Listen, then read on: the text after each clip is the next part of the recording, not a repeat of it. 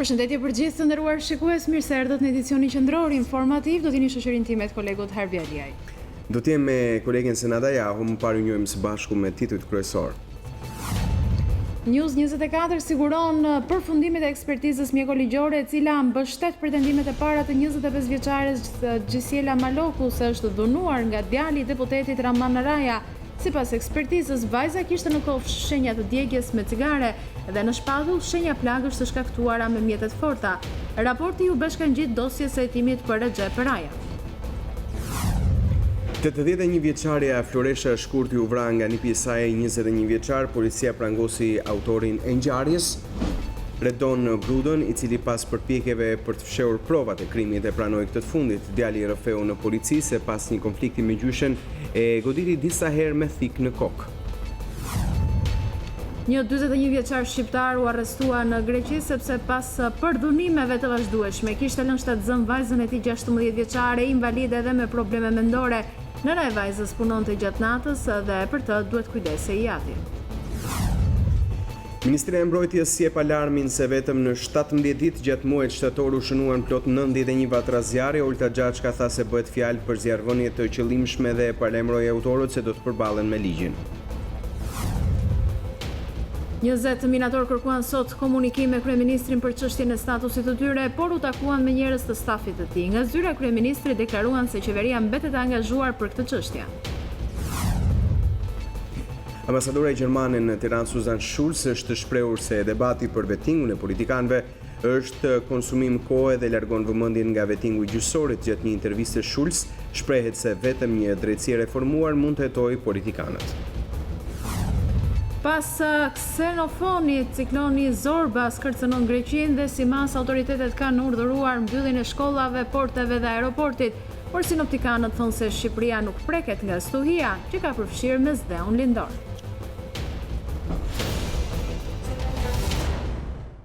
Ishin këto titujt kryesor, vijmë gjithësisht. News24 siguron përfundimet e ekspertizës mjekoligjore, e cila mbështet pretendimet e para të 25 vjeçares Gjisiela Maloku se është dhunuar nga djali i deputetit Rahman Raja.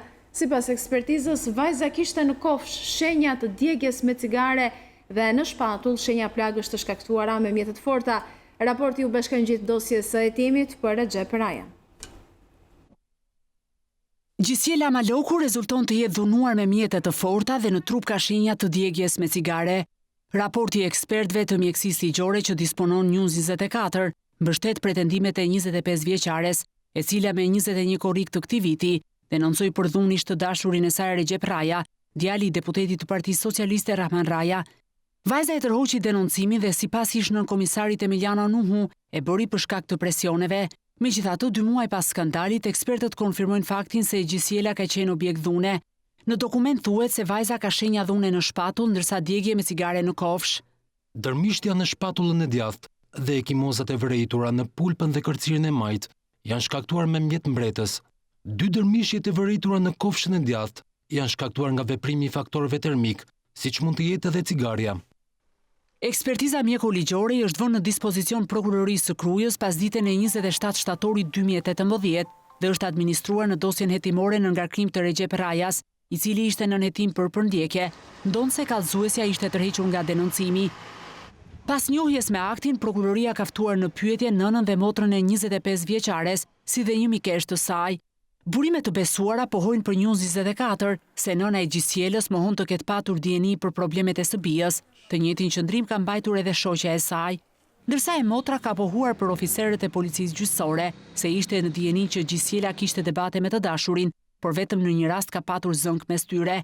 Dëshmia e familjarëve vjen menjëherë pas akuzave të forta që ish nën komisari Emiliano Nuhu bëri përmes një interviste me gazetarin Basir Çollaku, ku pretendon se është kërcënuar me armë në stacionin e policisë nga njerëzit e Recep Rajës me qëllim që të mos firmoste arrestimin e këtij të fundit. Sipas tij, kërcënimi ka ndodhur në praninë e kreut të grupit parlamentar të Partisë Socialiste Tauland Balla, deputetit Rahman Raja si dhe kryebashkiakut të Krujës Artur Bushi.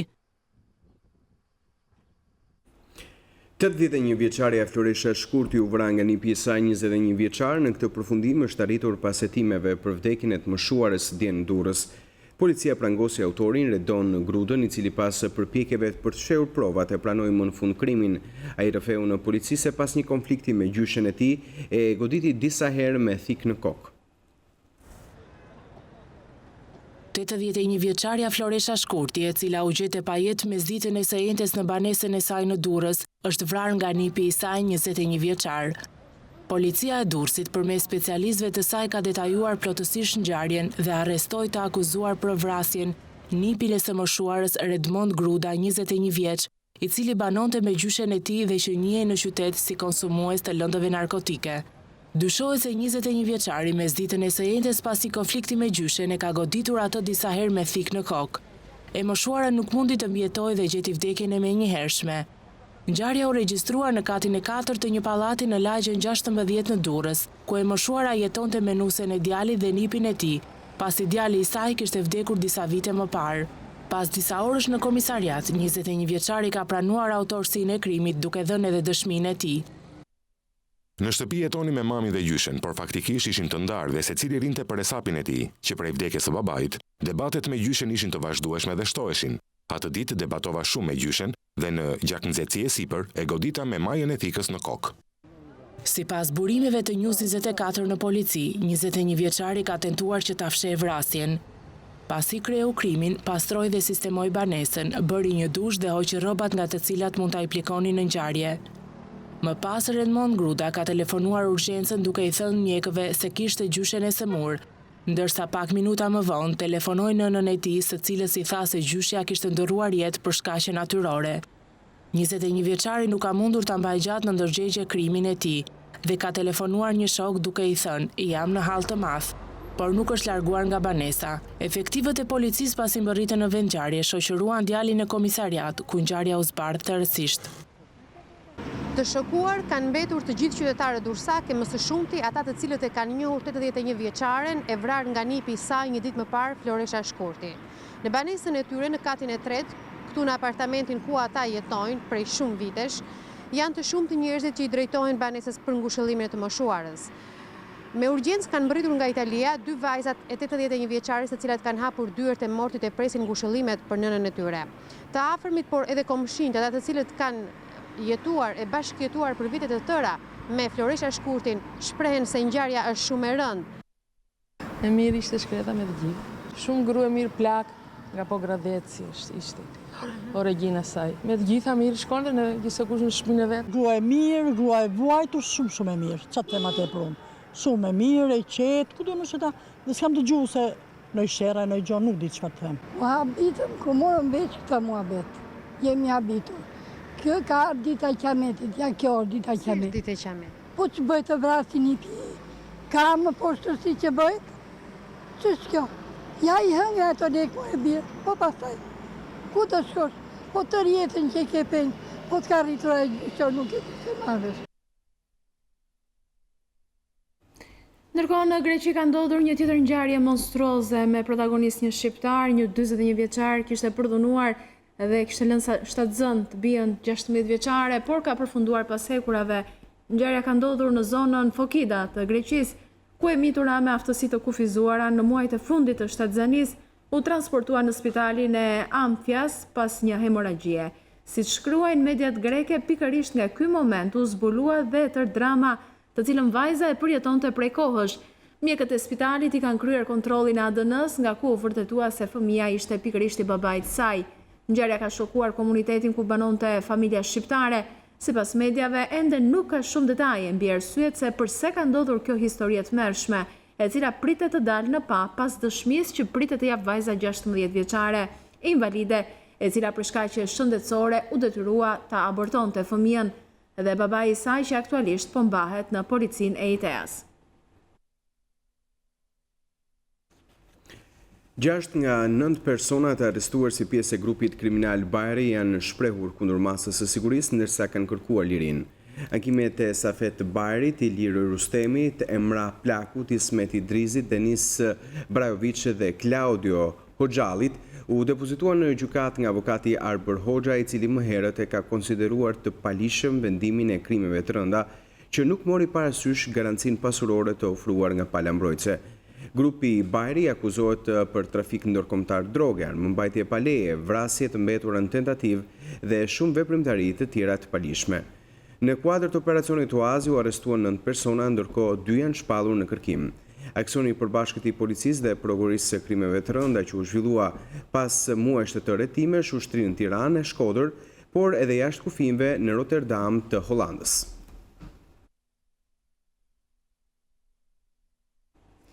Pronari i një bar llotoje në Lushnjë ka rënë në prangat e policisë pasi në brendësi të tij u gjetën të fshehura në një vend përshtatur në mur 12 doza lëndë narkotike të dyshuara si kokainë. Policia ka bërë arrestimin e 24 vjeçarit Redion Çaushi, ndërsa në bashkëpunim me prokurorinë e rrethit gjyqësor Lushnjë po bëhet sekuestrimi i lokalit të përshtatur për shpërndarje të lëndëve narkotike. Në cilësinë e provës materiale u sekuestrua edhe një shkop gome ngjashëm me atë që përdorin punonjësit e policisë. Gjatë kontrolleve në lokalet e natës nga FNSH e Fierit dhe policia e Lushnjës u shoqëruan për verifikim 12 persona, ndërsa u vendos të ndiqet penalisht një i ri pasi gjatë kontrollit fizik u gjet një dozë me lëndë narkotike kanabis sativa.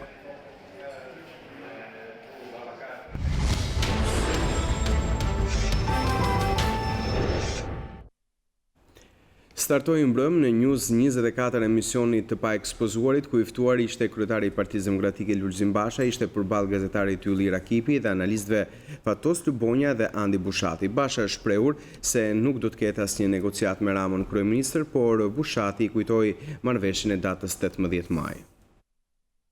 Nuk ka për të pasur më asnjë negociat me Edi Ramën. Këtu si jeni besues? Asnjë në këtë studio te kjo tavolina keni thënë nuk hyet në zgjedhje me Edi Ramën, shkove. E ka për veten time. Këtu nuk derisa më lat vetëm gjithë ju. Po. Kështu ka startuar mbrëm në News24 emisioni të pa ekspozuarit nga gazetari Ylli Rakipi. Kreu i Partisë Demokratike Lulzim Basha ishte i ftuar i mbrëmjes së parë në emisionin të pa ekspozuarit përballë analistëve Fatos Lubonja dhe Andi Bushati. Mbrëmja e djeshme është shoqëruar me debate të ashpra mes kreut të Partisë Demokratike dhe analistëve për strategjinë e opozitës për rrëzimin e kryeministrit Edi Rama. Ne kemi një sistem që ka kapur gjithçka. Ne kemi një kryeministër që ka gjithë pushtetin politik, që është lidhur me bandat, që bën pazaret me oligarkët, ka kapur median dhe shoqërinë civile. Këtë duhet të shkallëzojmë ne. Po si? Për këtë duhet ky bashkim. Dhe për këtë duhet ky bashkim. Ne do të jemi në detyrën tonë të përballjes. Ju ftoj të bëjmë gjithë bashkë. Analisti Fatos Lubonja është shprehur se opozita është bërë e pabesueshme për popullin, duke i kujtuar Bashës se oligarkët që sot i ka Rama, dje i kishte Partia Demokratike. Këto parti janë mbajtur nga këta oligarkë që në kohën kur ju ishin në pushtet dhe Edi Rama kryetar bashkie, ishin më shumë të ndarë dhe ju jepnin të dy palëve diçka sponsorizohen dhe kishte më shumë balancë ndoshta midis jush. Por sistemi ishte ky. Tani ka ardhur një moment që këta i ka kapur gjithë qeveria kryesisht, juve jeni të braktisur. Dhe populli ka një problem në memorien e vet.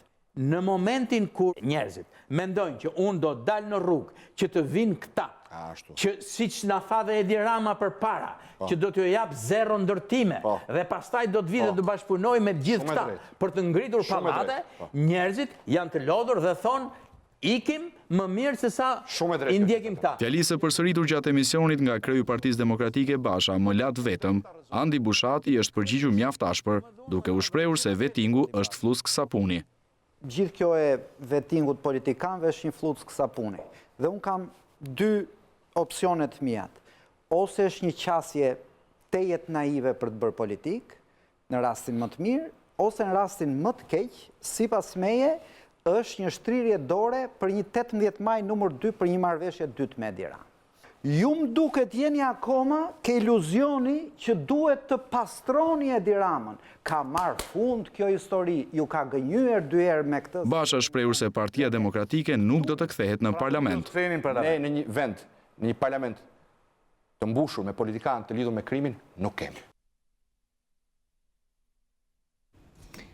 Socialistët e demokratët vijuan përplasjen lidhur me listën e biznesmenëve që kreu i PD-s i cilësoi si oligark në shërbim të qeverisë. Sipas socialistëve, të njëjtët si përmarrës kanë paguar qindra milion lek për kompaninë e kunatit të Lulzim Bashës. Mazhoranca vijon sulmet në adresë të kryetarit demokrat Lulzim Basha. Në emër të socialistëve, deputeti Ervin Bushati tha se kryedemokrati përpiqet të heqë vëmendjen nga skema e gjobvënies duke sulmuar për ditë çdo deputet e Partisë Socialiste që publikon prova kundër kunatit të tij. Po bëhet gjithmonë më e qartë që Luli nuk e ka hallin, as tek njerëzit, as tek PD-ja, as tek opozita, por vetëm tek xhepi i kunatit të tij. Përshkrimi më i saktë asaj që ndodh në Partinë Demokratike është biseda në përshkallë mes njërit prej atyre që Basha sot i quan oligark dhe kunatit të Bashës. Kur si për Marsi e pyet dhe i thot: "Po pse po na sulmon me emër çdo ditë kur ne kemi qenë korrekt me ju?" Përgjigjja e kunatit është: "Dakord, por si jeni kollitur akoma këto kohë të fundit." Në përgjigje të akuzave, eksperti ligjor i Partisë Demokratike Gazmend Bardhi tha se sulmi i Partisë Socialiste ka vetëm një qëllim: mbrojtjen e klienteles së kryeministrit Edi Rama. Edi Rama ka shpallur fushatën se e gjithë vëmendja është tek njerëzit, por në të vërtetë e gjithë vëmendja për kujdesja dhe dashuria e tij është për klientët e oborrit. Për ditë nxjerr deputetët e krimbur me paratë e vjedhura të shqiptarëve për të mbrojtur oligarkët. Ervin Bushati, i cili u bë deputet, vetëm pasi i fali për 1 euro gruas së Edi Ramës, tokën ku Rama ka ngritur vilën miliona euro, doli prap sot për të shpifur kundër opozitës. Përplasjet mes palëve nisën me njerë pasi kreu demokrat Lulzim Basha publikoi një listë biznesmenesh të konsideruar prej tij si oligark në shërbim të qeverisë, ndërkohë që socialistët vjojnë publikimin e të njëjtëve sipërmarrës, të cilët sipas tyre kanë paguar qindra milion lek për kompaninë e kunatit të drejtuesit të PD-s. E djatha shqiptare ka nevojë për një frym të re dhe organizim për të rikthyer në shinat e një të djathe të vërtet. Është ky konkluzioni që vjen pas një diskutimi me temë e djatha dhe simbolet e saj. Besnik Mustafaj, Fatmir Mediu, Mark Marku dhe Fitim Zekthi shprehen se e djatha ka humbur tiparet e saj kryesore. U mblodhën në një takim të organizuar në formën e një debati për të analizuar të djathtën shqiptare dhe simbolet e saj. Pas një diskutimi disa orësh, pjesëmarrësi disa ende aktiv në politik ishin të gjithë në një mendim. E djatha shqiptare ka disa probleme që për ta janë themelore. Besnik Mustafaj tha se lidershipi i Partisë Demokratike ka shpërfillur historinë e saj, duke sjellë largimin me elektoratin tradicional. Në qasje ndaj kësaj kujtese, unë sot shoh një farë shpërfillje nga ana udhëheqëse së Partisë Demokratike në të gjitha nivelet. Duke qenë se kujtesa politike e Partisë Demokratike fillon me programin e saj të parë sipas meje, fakt është se kolonat e ngulura qysh në programin e parë të kësaj partie vazhdojnë të jenë të palëkundra. Partia Demokratike duket sikur është kthyer në një parti kancelarie. Pothuaj i gjithë ligjërimi i saj politik bëhet nga selia e saj, ndërkohë që kujtesa e Partisë Demokratike na mëson të kundërtën. Në të njëjtën linjë me Mustafajin ishte edhe Fatmir Mediu. Ai tha se për të djathtën në këtë moment duhet një ideologji më e qartë, moral dhe burime njerëzore. Ajo që unë mendoj është që djatha, Besniku tha, e ka mbyllur për arkiva historinë e vet. Për fatën e keq, do të mendoj që nuk kemi as arkivat. Merremi më shumë me pasojën se sa merremi me shkakun. Dhe veprimi ynë politik është sa spontan, aq më tepër ndonjëherë shkon fush në ideve të pa implementueshme. Pak më të drejt për drejt dhe më të ashpër ishin Mark Marku dhe Fitim Zekthi. Për Markun dhe Zekthin e djatha shqiptare ka humbur koherencën. Forcat e djathtës duhet i kërkojnë rënjët aty ku janë realisht. Nuk kemi pse ta kufizojmë të djathtën vetëm si një fenomen historik që të krijuar pas rënjes komunizmit, PD kur s'ka qenë djathtë. Fati paradoksi i PD-s është ky. Ka pas një program të djathtë, Partia Demokratike s'ka pas lidhje me djathtën fare. Partia Demokratike Shqiptare dhe partia tjera shqiptare, po edhe shumë njerëz kanë marrë copra, kanë marrë flet, kanë marrë fragmente, kanë ndërtuar një set idesh apo një grupim pikpamjesh, e artikulojnë sikur kjo është e djathtë. Ktu ka padyshim elemente të djathtës, por ka mungesë koherence, ka inkoherenca, edhe thelbi është i gjithë tek inkoherenca, e cila është problemi themelor. Me gjithë kritikat, pjesëmarrësit pranuan se programi i Partisë Demokratike dhe të djathtës nga viti 1990 deri më sot nuk ka pësuar ndryshime.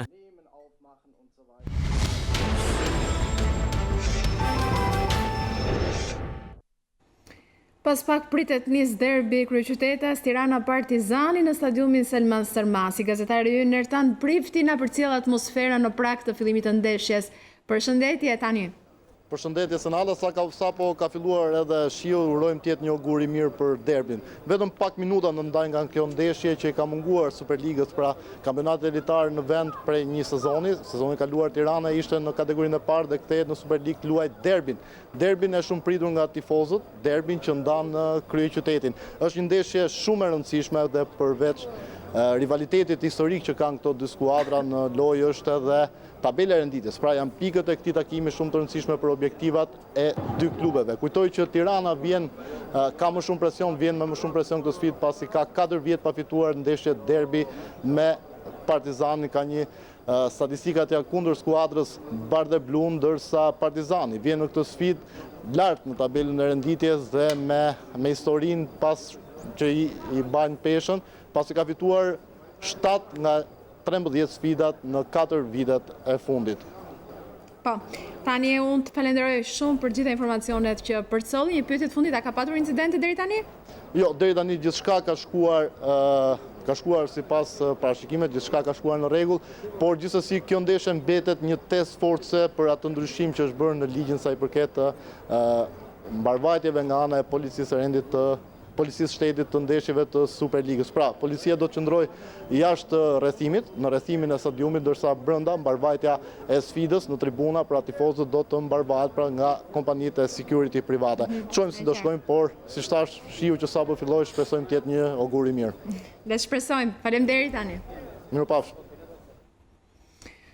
Do të vjojmë me të tjera lajme, ish presidenti i Republikës Bujar Nishani kërkon për shkallëzim të aksionit të opozitës kundër krimit që sipas tij është veshur me pushtet. Sipas Nishanit, prokuroria është paralizuar totalisht ndërsa pret kërkesë padine e trajnerit Panucci ndaj pretendimeve të tij për fyerje. Këto deklarata Nishani bëri në emisionin Politika Online.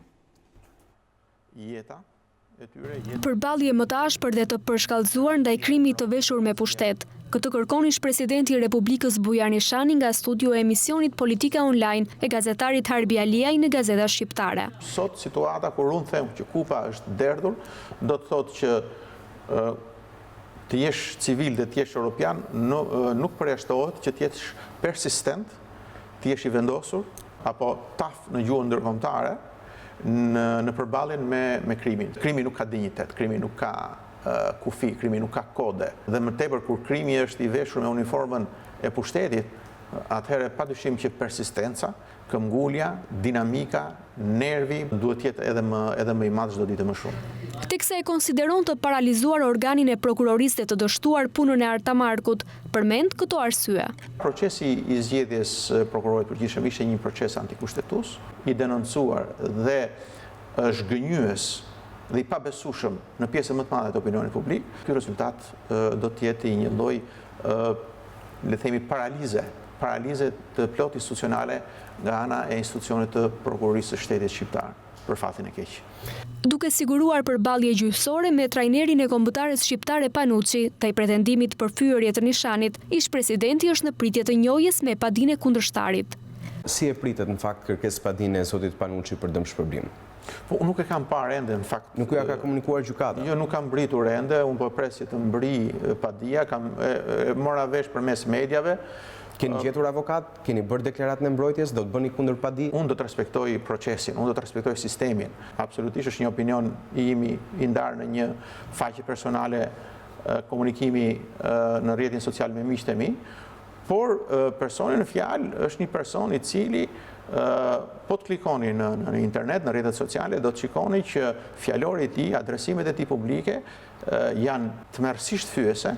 Politika Online nisi sezonin e dytë këtë të premte në transmetimet e përjavshme në Balkan Web dhe Gazeta Shqiptare, në drejtimin e gazetarit Harbi Aliaj. Partia Demokratike vijon të akuzojë kryeministrin Rama për ngjarjen e fushkrujes. Deputetja e Partisë Demokratike Grida Duma në një dalje për mediat u shpreh se pa mbështetjen e kryeministrit asgjë nuk do të kishte ndodhur. Pas dhunimit, për dhunimit, vajza po përdoret ciklon për të dëshmuar që tani është pajtuar me përdhunusin dhe madje pas ka pasur fajin ajo. Dhe vetëm me një arkitekt pushtetshëm mund të arrihet manipulimi dhe mbrojtja e këtij krimi mbakabër. Vetëm me bekimin e Edi Ramës mund të fshihet ky krim. Vetëm me bekimin e Edi Ramës sot bëhet e mundur që djali dhunues i deputetit nuk arrestohet dhe vazhdon të jetë i lirë. Viktima, vajza e përdhunuar, është në mëshirë të presionit dhe të kërcënimit deri për jetën. Pa bekimin e Edi Ramës sot, deputetët do ishin në akuzë dhe do kishin dhënë dorëheqjen. Pa bekimin e Edi Ramës sot, do ishte arrestuar djali një deputeti dhe pa bekimin e Edi Ramës sot, nuk do të kishin një vajzë, një viktim të pambrojtur dhe viktim në rrugë. Heshtja e plotë e kryeministrit për një ngjarje që ka tronditur mbar shqiptarët është veç se prova e parë dhe e plotë e përfshirjes tij. Heshtja e plotë e Edi Ramës, edhe nëse do të shfaqej përsikur me lot krokodili, tregon qartë që ai nuk ka luksin të bëjë show.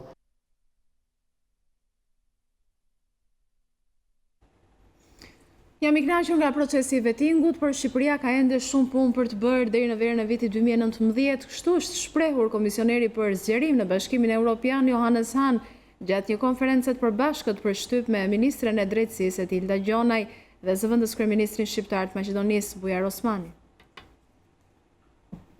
Komisioneri për zgjerim në Bashkimin Evropian Johannes Hahn së bashku me ministren e drejtësisë së Shqipërisë Edilda Gjonaj dhe zëvendës kryeministrin shqiptar të Maqedonisë Bujar Osmani kanë dalë në një konferencë të përbashkët për mediat në Bruksel sa i përket punës përgatitore për hapjen e negociatave për antarësim të këtyre vendeve në BE.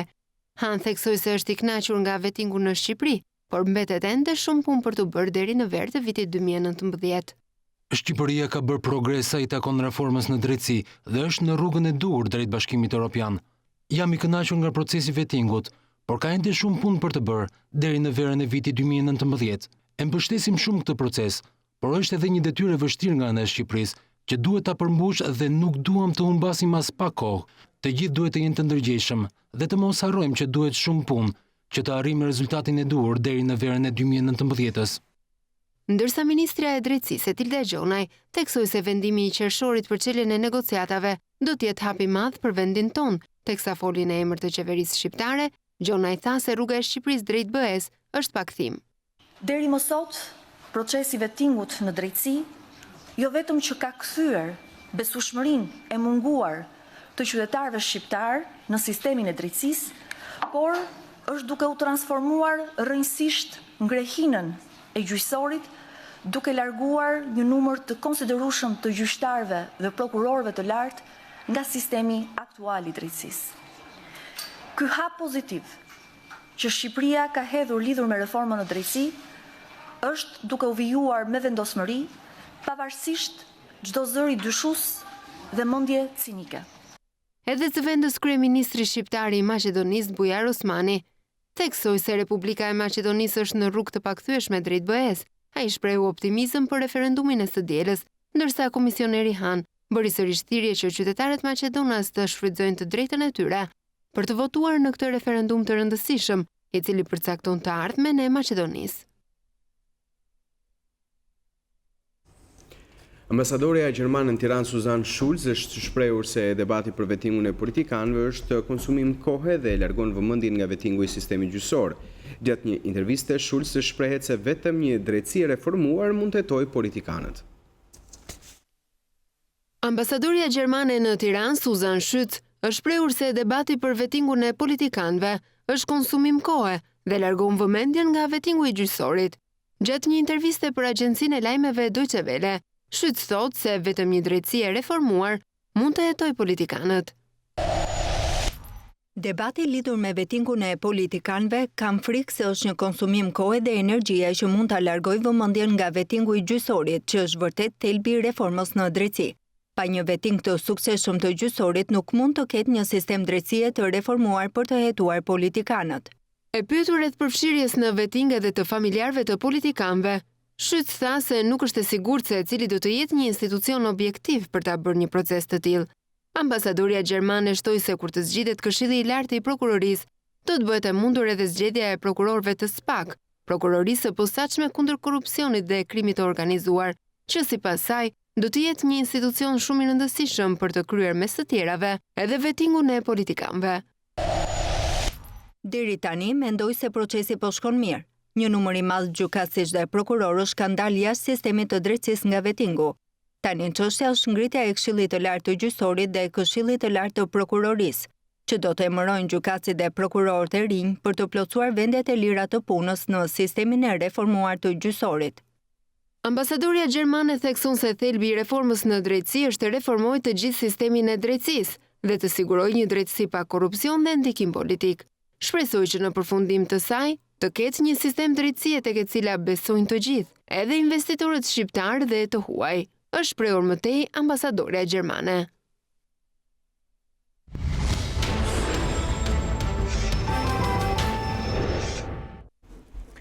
Ndonë se jemi në stinën e vjeshtës dhe temperaturat kanë rëndjeshëm, në vetëm 17 ditë muajt shtator në vend u shënuan plot të 91 vatra zjarri.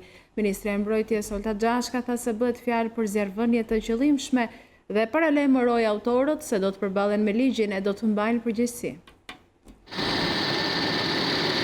Kur dora e njeriut shkatron më shumë se kapriçot e motit. Kështu ndodhi këtë shtator me pyet kullotat e livadhet në vend, ku sipas autoriteteve për 17 ditë 91 vatra zjarri shkëmbuan një sipërfaqe të konsiderueshme kullot dhe pemtari.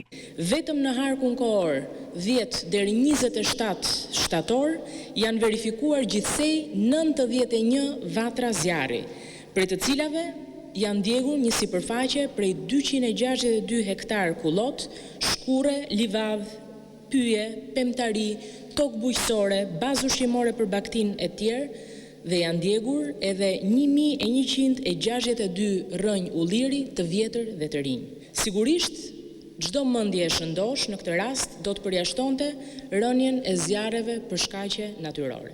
Ministra e Mbrojtjes apeloi fermerët heqin dorë nga praktika e djegjes së tokës, duke e cilësuar bestytni i idejnë e pjellorisë së saj përmes këtij procesi. Nga ana tjetër, Gjashka deklaroi se në bashkëpunim me institucionet vendore dhe agjencitë ligjzbatuese, po punohet për identifikimin e zjarrvënësve dhe vënien e tyre përpara ligjit. Informojmë gjithë qytetarët shqiptar se çdo rast zjarri i konstatuar do të hetohet thellësisht, duke bërë përgjegjës të gjithë zjarrvënësit e qëllimshëm dhe pronarët e tokës ku do të evidentohen vatrat e zjarreve. Cilado do t'jenë arsyet e këtyre zjarrvënieve, kjo është një veprimtari kriminale dhe dënueshme ligjërisht. Sipas kodit penal në Shqipëri, shkatrimi apo dëmtimi me dashje i pronës me zjarr dënohet me gjop ose me burgim deri në 5 vjet. Zjarret e rëna në disa qaqe të vendit kanë detyruar policinë e shtetit që të marrë masa të shtuara për të mbrojtur pyjet dhe kullotat. Krahas veprimit ligjor me procedime, ndalime dhe arrestime të autorëve të dyshuar, drejtuesit e policive vendore do të zhvillojnë takime sensibilizuese me banorët.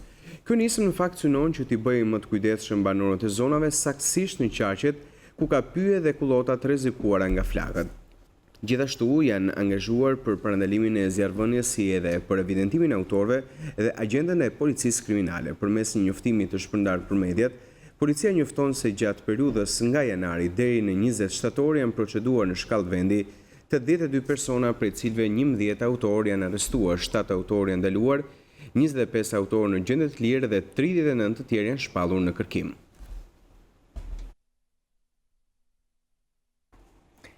Zjarri është shfaqur 3 ditë më parë në pyjet e Lumbadhit në Fusharrës, tashmë ka marrë për masa të mëdha duke u përhapur në një sipërfaqe të madhe pyjore. 6 shtëpi që banohen vetëm gjatë verës janë të rrezikuara, ndërsa Bashkia e Fusharësit ka kërkuar ndërhyrjen nga ajri për vënien nën kontroll të flakëve. Një vatër e madhe zjarri vijon të jetë aktivizuar prej 3 ditësh në sipërfaqet në afërsi të fshatit Lumbardh në njësinë administrative Qafmali të Bashkisë Fusharrës. Zjarri është përhapur në një sipërfaqe të konsiderueshme me pyje pishe dhe nga pyjet e Lumbardhit sot ka hyrë në sipërfaqet pyjore të fshatit Tuq, ku si pasojë e erave që fryen në zonë, po përparon drejt fshatit.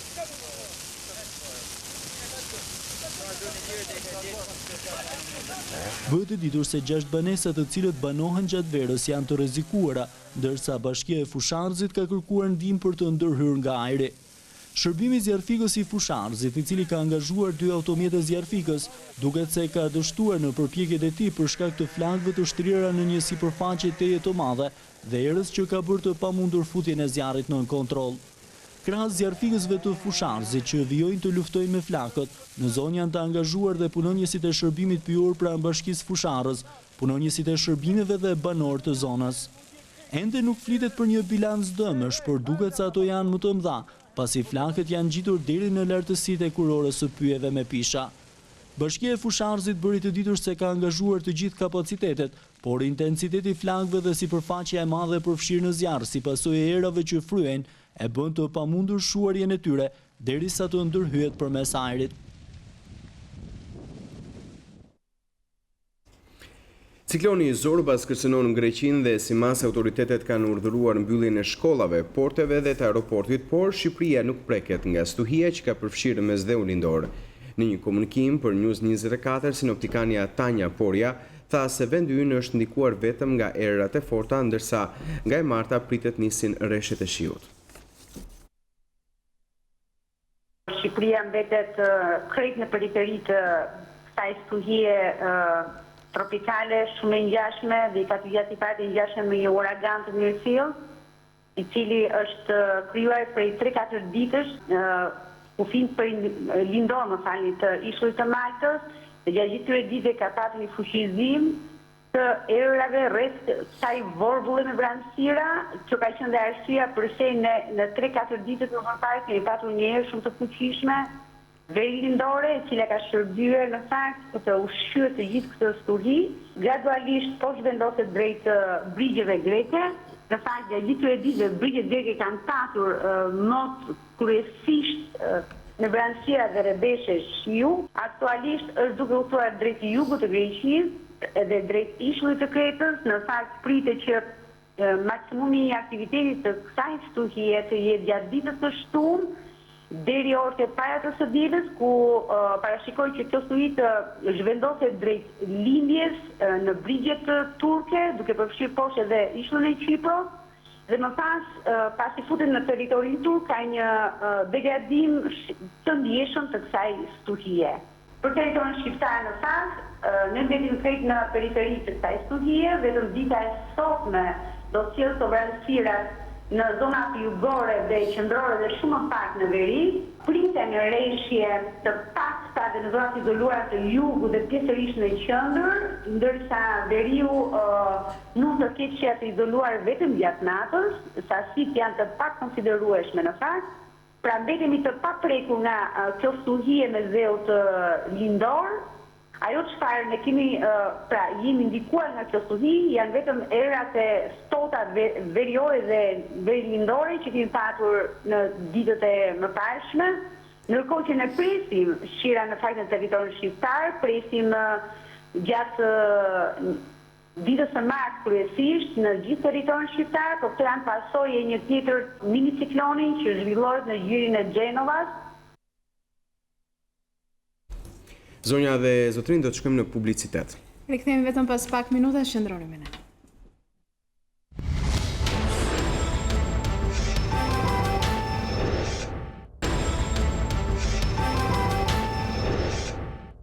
Rikthehemi sërish me të tjera zhvillime.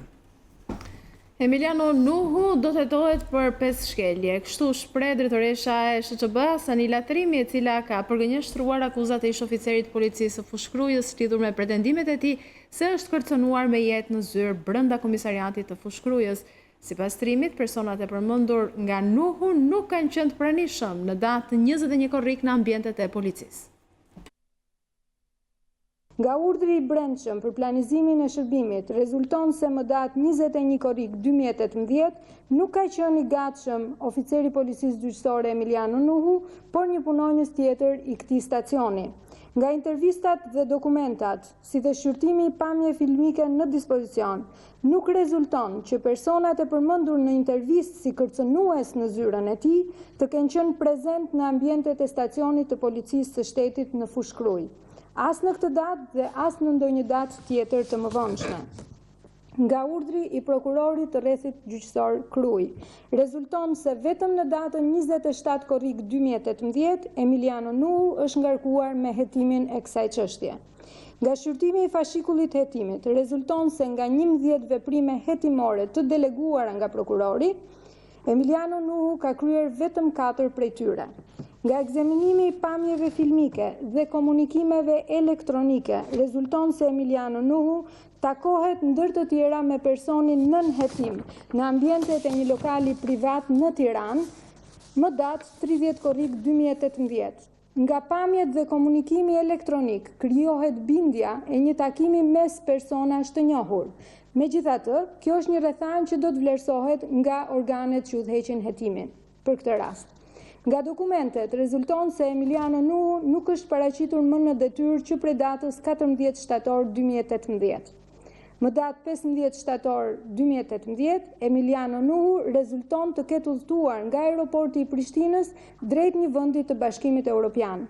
Në sistemet e Republikës Shqipërisë dhe ato të Republikës së Kosovës, Emiliano Nuhu nuk rezulton i regjistruar në hyrje-dalje në asnjërin prej pikave të kalimit kufitar të këtyre shteteve.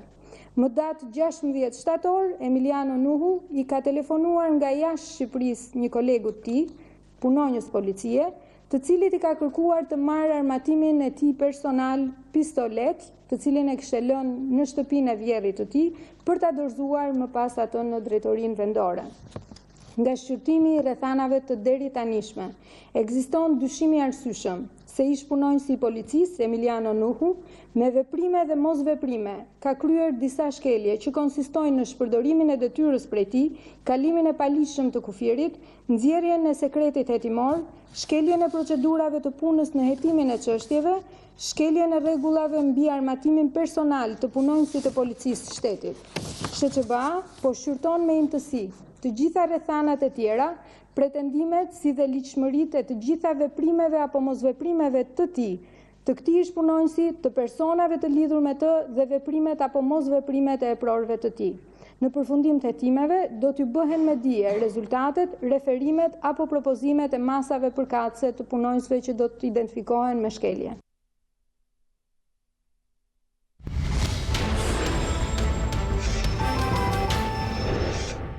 Një përfaqësi e minatorëve i kërkuan kryeministrit të vendit Edi Rama takim për zgjidhjen e statusit, por që u bë pa praninë e kreut qeverisë. Në përfundim, kreu i sindikatës minatorëve Fiqiri Cipri emëroi shtyrjen e grevës së parashikuar për ditën e hënë, duke lajmëruar një takim me kryeministrin për ditën e mërkurë. Ndërkohë, këshilltari i Ramës tha se komunikimi me minatorët vazhdon me angazhim maksimal. Minatorët kanë vendosur të japin edhe një shans të fundit qeverisë për të shmangur një protestë të përgjithshme të minatorëve që kërkojnë me insistim miratimin e statusit në parlament brenda vitit 2018. Një përfaqësi e minatorëve kërkuan gjatë paradites një takim urgjent me kryeministrin, por ky i fundit ka qenë i zënë me agjendën e tij, duke i referuar çështjen këshilltarit. Çështja nuk u diskutua me kryeministrin, u diskutua me stafin më të ngushtë të tij, me dijenin direkte të kryeministrit. Në emër të minatorëve në takim ka folur vetëm kreu i sindikatës së minatorëve Fiqiri Cipri, i cili deklaroi në përfundim të tij se do të ketë një spostim me disa ditë të protestës së përgjithshme të minatorëve të lajmëruar për ditën e hënë, pasi kishte marrë garanci për një takim të mundshëm me kryeministrin Rama ditën e mërkurë. Ne dakordsuam tani me kryeministrin, meqenëse se i mungon 2 ditë, është jashtë shtetit 2 ditë, që ditën e mërkurë çështja do të thritën të gjithë institucionet përkatëse, Ministria e Financave, Energjisë, e Shëndetësisë dhe gjithë tjerët, dhe çështja do të zgjidhet me themel. Protestën e ditës hënë ta shtym 3 ditë, të shikojmë produktin e ditës mërkurë. Mosbesues në pritshmëritë e takimit të radhës me qeverinë, Cipri thotë se ky do të jetë shansi i fundit që ekzekutivi t'i jap zgjidhje ngërçit me statusin dhe ta kalojë draftin e dakordsuar për votim. Sigurisht derisa është bërë, jemi akoma ke premtimi, pa garanci që kjo punë të zgjidhet si vjet, nuk mund lëvizet. Vërtet që është një paketë financiare që nuk është miratuar në këtë vit dhe do miratohet për vitin tjetër, por të paktën në këto 2 muaj, 3 muaj sa ka ngelur nga ky vit, të mbarojë të gjitha procedurat e tjera, sepse janë procedura që kërkojnë dhe ato disa muaj. Statusi minatorit është një kërkesë e kahershme që zvarritet prej 27 vitesh, por sindikatat e minatorëve në asnjë rast nuk kanë qenë të bashkuara në qendrim.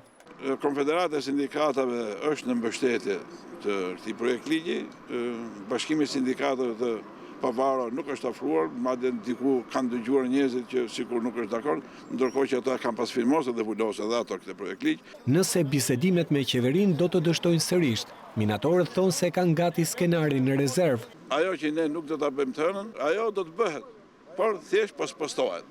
Pra, nëse ne të shohim që ditën e mërkurë nuk ecim në atë ligj siç u bisedua sot, ne unë i pari, si që kemi premtuar, ne kemi thënë, këtë radhë protesta është 2 duar për një kohë. Ky është parimi. Po që e për të vdek, më mirë do vdesim protest, se sa do vdesim pas premtimeve boshe të qeverive të ndryshme.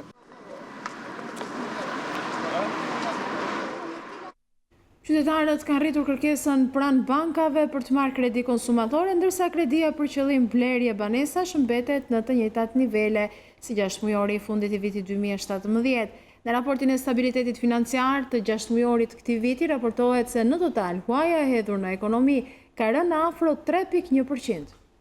Të parë të vitit, Banka e Shqipërisë raporton se kredia e dhënë për individët u rrit, ndërsa për bizneset dhe sektorin publik ka shënuar rënje. Në kredim për individët ka shënuar rritje kredia që merret për qëllim konsumi, ndërsa ajo për blerje pasurish të paluajtshme ka mbetur e njëjtë si fundi i vitit 2017. Por ajo që vihet re në raportin e stabilitetit financiar të 6 mujorit të parë të 2018-s është fakti se është rritur kredia e marrë nga shqiptarët për konsum me 5%, që ka të bëjë me nevojat për konsumin e përditshëm apo për blerje pajisje shtëpiake, si dhe për shkollime të tjerë. Sipas raportit, kërkesa e individëve për kredi vijon të mbetet e fortë, ndërsa kushtet e miratimit të një huaje janë lehtësuar disi. Nga totali i familjeve që ka marrë kredi, 40% e tyre thonë se aftësia paguese e kësteve të UAS është përkeqësuar, ndërsa rreth 60% e tyre thonë se aftësia paguese nuk ka ndryshuar. Sa kaq kredia me probleme vazhdon të mbetet thuajse në të njëjtin nivel, prej 13.3% me një rënje të lehtë. 90 nxënësit e shkollës fillore së bashku në Gjirokastër kanë nisur vitin shkollor në kushte skandaloze. Lyrja e shkollës me kontributet e prindërve dhe të nxënësve nuk mbuloi dot probleme të mëdha dhe kushtet atje. Në drejtori i shkollës shprehet se bashkia është tërësisht indiferente. Qati prej Llamarine e Dërrasa, mure të zaptuara nga lagështia e Myku, porta pa dyer e mungesë infrastrukture dhe bazë materiale didaktike, janë këto që të ofrohen në shkollën fillore së bashku në Gjirokastër. Këto janë kushtet në të cilat ka nisur këtë vit të ri shkollor rreth 90 nxënësit e shkollës së bashku në Gjirokastër. Gjendja e rënuar e godinës, lagështia, Myku dhe kushtet e papërshtatshme për zhvillimin e mësimit kanë detyruar Inspektoriatin Shëndetësor që të nxjerrë një urdhër për mbylljen e kësaj shkolle, por deri tani asnjë mas nuk është marrë për ndryshimin e situatës dhe për zbatimin e këtij urdhri. Arben Rexha, nëndrejtori i shkollës, thotë se kjo godinë nuk ka njohur asnjëherë restaurim prej kohës së ndërtimit dhe janë vetë mësueset që kujdesen për mirëmbajtjen e saj. Për sa i përket kushteve që ne bëjmë mësim, për sa i përket infrastrukturës, lë për të dëshiruar. Mund të them se mësueset e kësaj shkolle u kthyen në lutkuqe mbi mure, sepse e blem vetë gëlqena dhe i lyetën vetë klasa. Po të kishte pak më përpara, para se të fillonin të shkonin mësueset që lyenin me furç, për të patur një ambient sa më të pastër nxënësit që do të vinin në fillim viti shkollor. Bashkia zero se nuk ndihet fare për asnjë gjë, mungon çdo gjë. Godina e ndërtuar rreth 20 vite më parë nga shoqatat humanitare u shndërruar në shkollën e vetme të ciklit të ulët fillor, ku sot funksionojnë 5 klasa, ndërsa pjesa më e madhe e nxënësve janë të komunitetit rom. Në këtë vit të ri shkollor, Bashkia e Gjirokastrës nuk bëri asnjë investim në shkolla me argumentin se investimet e një viti më parë mbulonin një periudhë 2 vjeçare. Ambasada Amerikane ka njoftuar datën e fillimit të aplikimeve për gjithë shqiptarët e interesuar për të jetuar dhe punuar në Shtetet e Bashkuara të Amerikës. Aplikimet nisin në datë 3 tetor 2018 deri më 6 nëntor 2018, duke filluar nga data 3 tetor ora 18 deri në datën 6 nëntor 2018 ora 18. Ju mund të aplikoni për lotarinë e vizës shumëllojshmërisë, thuhet në njoftimin e Ambasadës Amerikane në Tiranë, ndërkaq që ambasada jep edhe disa udhëzime për aplikuesit.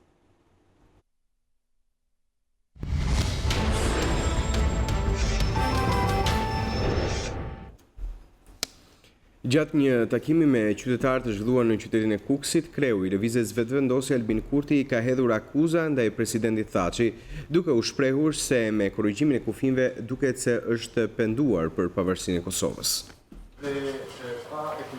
Hashim Thaçi po vë në diskutim pavarësinë e Kosovës, pasi me korrigjimin e kufive duket qartasi se ai është penduar që e ka shpallur pavarësinë. Kështu është shprehur kryetari i lëvizjes vetëvendosi Albin Kurti gjatë një takimi të zhvilluar me qytetarët në Kukës. Kurti bëri të ditur se protesta e 29 shtatorit do të jetë një protestë paqësore kundër ndarjes së Kosovës. Duket qartësi që presidenti i Kosovës i ka bërë pishman. Ai është penduar që e ka shpallur pavarësinë e Kosovës në këta kufi dhe thotë duhet të ndryshohen ata. Mirë po, populli i Kosovës nuk është pishman. Prandaj ai edhe do të dalë në protestë paqësore e masive këtë shtunë me datë 29 shtator. Lideri vetëvendosjes është shprehur se nëse ndodh zhvendosja e kufive do të ketë dhunë dhe konflikte të reja, pasi sipas tij pazari Thaçi Vučić me territorin e Kosovës nuk mund të ecë përpara pa incidente në terren. Ky pazari Thaçi Vučić me territorin e Kosovës e të shqiptarëve nuk mund të ecë para pa incidente. Ky projekt ka nevojë për destabilizim, për tensione dhe për zhvillime pak paqësore.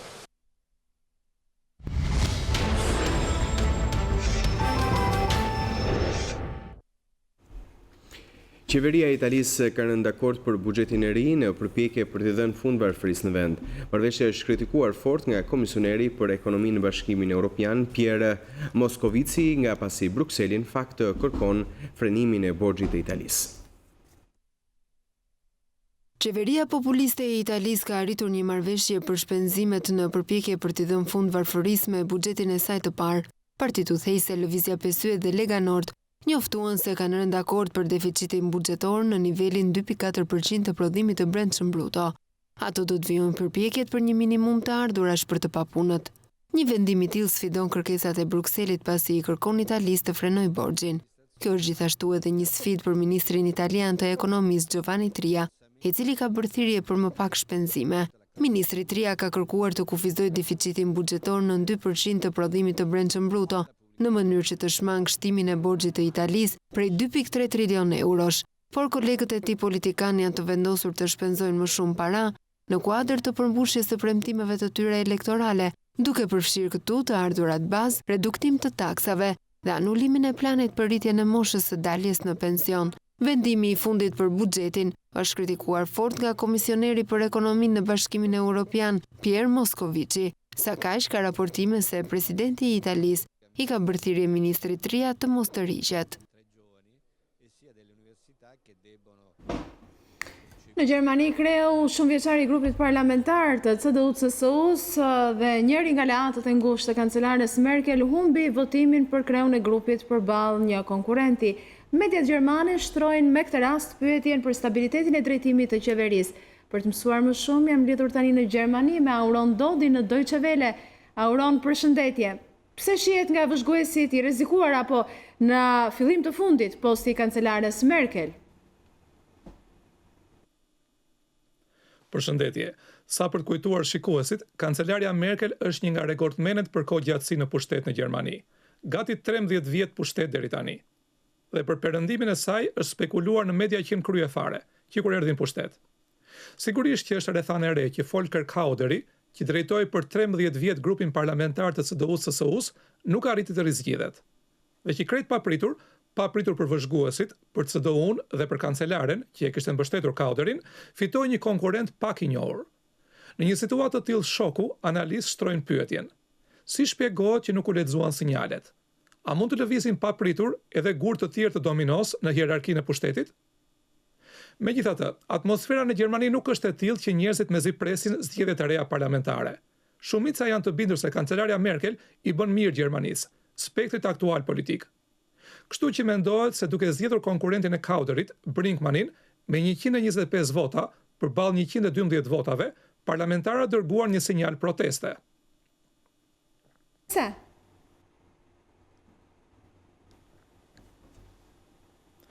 Ish shefi i grupit parlamentar të CDU-CSU-s, Kauder, bënte punë të shkëlqyer.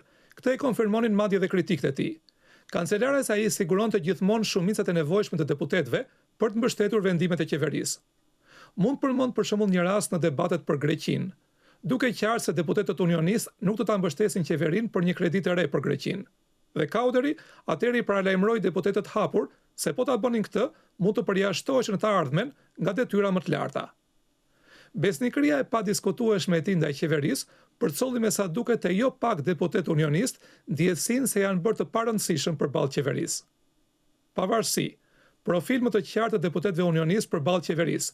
Këtë premtoi lideri i ri Ralph Brinkman dhe e zgjodhen. Së dyti, te disa unionistë nuk është shuar pa kënaqësia që kancelaria e mbajti hapur kufirin në vitin 2015-2016 për refugjatët. Kjo çoi në forcimin ultra të djathtëve të AFD-s, që tani kanë 92 deputet në Bundestag. Kjo megjithse Merkeli i fitoi, për të katërtën herë radhazi zgjedhjet parlamentare për CDU-n. Edhe kompromiset me socialdemokratët në qeveri e kanë shtuar pa kënaqësinë. Kurse përplasjet me CSU-n bavareze përcjellin në popull pamjen se qeveria ka pa qetësi, në brëndësi. Megjithatë, në 24 tetor në Bavari janë zgjedhjet e landit. Nuk përjashtohen humbje të CSU-s, e ndoshta dhe ripozicionimi i saj në federat. E si u prit tek unionistët, vetë zgjedhja e kryetarit të ri të grupit parlamentar CDU-CSU Auron. Kryesisht me habi, pasi dhe konkurrenti vet Brinkmani nuk e priste që do të fitonte. Më para i kishte lajmëruar vet kancelaren se do të kandidonte. Me këtë rast, disa media që dëshironin ndryshime më të thella kujtuan thënien e famshme të Leninit, se gjermanët dhe kur duan të bëjnë revolucion nuk harrojnë të presin më parë biletën për në platformë. Por kryetari i ri i grupit parlamentar unionist nuk njihet si kritik i qeverisë. Ai nuk ka një grup vetjak që e mbështet hapur në parlament. Kancelaria vet e uroi fituesin dhe falenderoi për punën Kauderin. Jetojmë në një demokraci, tha ajo, dhe këtu bëjmë pjesë edhe disfatat. Nuk ka asgjë për të zbukuruar. Aurona, mund të priten thekse të reja në politikën ndaj Evropës nga Bundestagu Gjerman, tani me kryetarin e ri të grupit parlamentar unionist. Brinkmani është ekspert për buxhetin dhe për financat i CDU-s. Profesioni i tij është këshilltar taksash. Në Bundestag ai është zgjedhur që prej vitit 2009. Ka qenë njëri nga zvendësit e Kauderit, kryetarit të deritashëm të grupit parlamentar. Nuk janë të njohura qëndrimet e tij për tema të mëdha politike. Për çështje ekonomike, për shembull, ai është përmbajtur qëndrimeve më tipike gjermane, si për shembull vendimit për 0 borxhe të reja në buxhetin e Gjermanisë. Për sa i përket pozicionimit të tij si parlamentar ndaj qëndrimeve të qeverisë në politikën e jashtme, kjo mbetet shihet. Faleminderit Auron, ishte Auron Dodi nga Deutsche Welle. Vjojmë tej. 105 persona janë arrestuar nga autoritetet amerikane gjatë një operacioni 10 ditor me synim kapjen e të huajve që kishin shkelur ligjin. Të arrestuarit 96 meshkuj dhe 9 femra përfshin shtetas nga 21 vende të ndryshme të botës, mes tyre edhe shtetas shqiptar.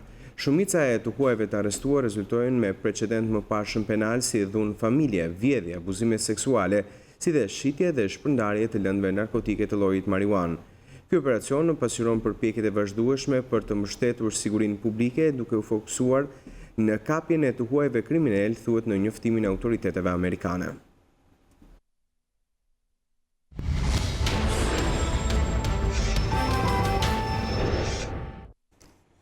Në hallin e teatrit Skampa të Elbasanit u zhvilluan homazhe të nder të ish deputetit socialist dhe ish prefektit të Elbasanit Durim Mushi, i cili u nda nga jeta pak ditë më parë. Të afërm miq, por edhe figurat kryesore të politikës shqiptare shpreh ngushëllimet për vdekjen e tij.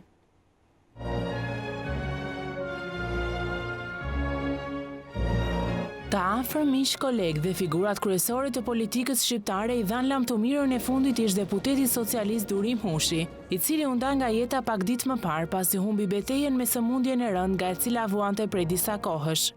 Në hallin e teatrit Skampa në Elbasan u zhvilluan homazhe të nder të ish deputetit dhe ish prefektit të Elbasanit Durim Mushi. Politikanët shprehën dhimbje për ndarjen e parakohshme nga jeta të Durim Mushit.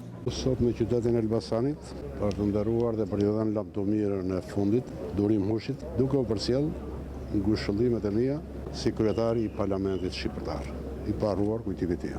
Ngushëllime familjes, i paruar qof kujtimit tim. Ishte një prind shembullor, ishte një shok shumë i mirë dhe gjithashtu edhe një qytetar shumë i angazhuar. Ish deputeti socialist u nda nga jeta në moshën 65 vjeçare në Gjermani, ku kurohej prej kohësh nga një sëmundje e rëndë.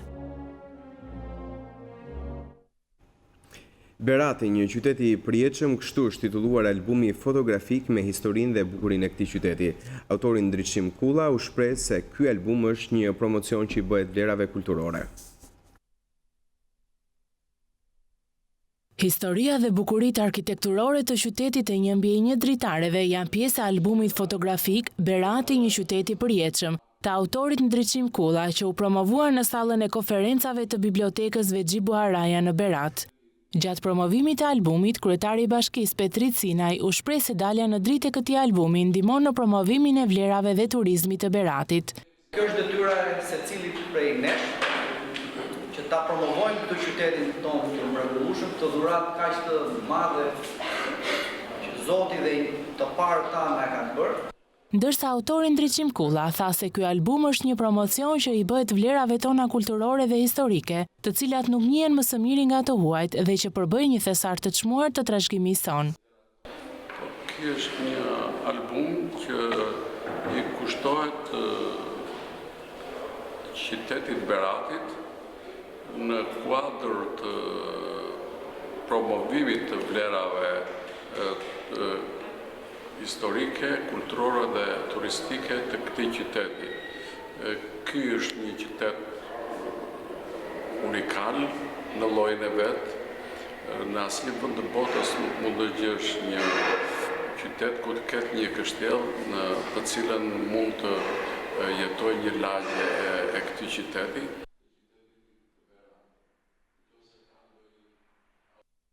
Zonja dhe zotrim, rritëm në fund të këtij edicioni informativ lajmesh. Përpara se të ndajemi, ne ju rikujtojmë se për çdo lajm ju mund të klikoni në balkanweb.com, aty keni lajmet në minutë fundit shoqëruara nga foto dhe video, mund të shfletoni online gazetën shqiptare, të dëgjoni radion shqiptare dhe të shikoni live në çdo moment News24 vetëm duke klikuar mbi live stream. Ndajemi këtu bashkë me Rupafshën. Natën e mirë.